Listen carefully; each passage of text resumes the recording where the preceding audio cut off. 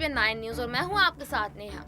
चुनावी रणनीतिकार प्रशांत किशोर ने गोवा की यात्रा के दौरान कहा कि भारतीय जनता पार्टी आने वाले दशकों तक भारतीय राजनीति में ताकत बनी रहेगी।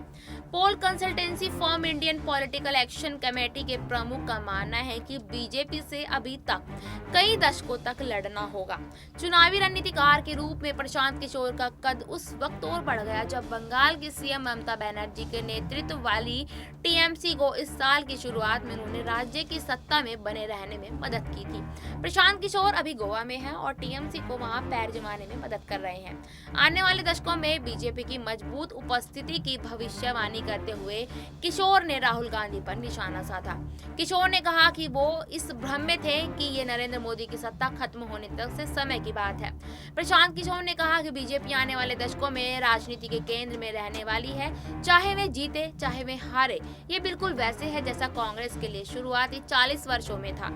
बीजेपी कहीं नहीं जा रही। राष्ट्रीय स्तर पर अगर आप 30% वोट सुरक्षित कर लेते हैं तो आप जल्द कहीं नहीं जा सकते।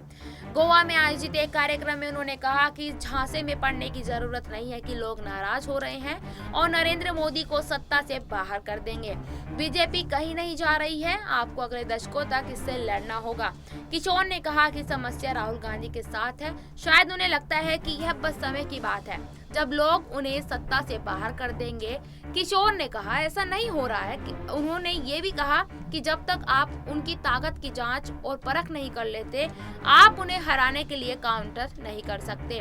साथ में किशोर ने यह भी कहा लोगों के साथ समस्या इस बात की है कि वो उनकी यानी कि नरेंद्र मोदी की ताकत को समझने के लिए समय नहीं दे रहे हैं। ऐसा क्या है जो उन्हें लोकप्रिय बना रहा है? अगर आप इस बात को जानते हैं तो आप उन्हें काउंटर कर सकते हैं।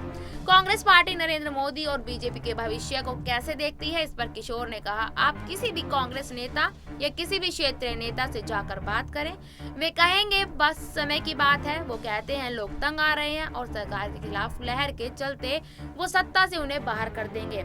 किशोर ने साथ में ये भी बताया कि मुझे इस बात पर शक है यह नहीं हो रहा है। प्रशांत किशोर ने खंडित मतदाता की तरफ इशारा करते हुए कहा कि केवल 1/3 लोग बीजेपी का वोट दे रहे हैं या बीजेपी का समर्थन करना चाहते हैं।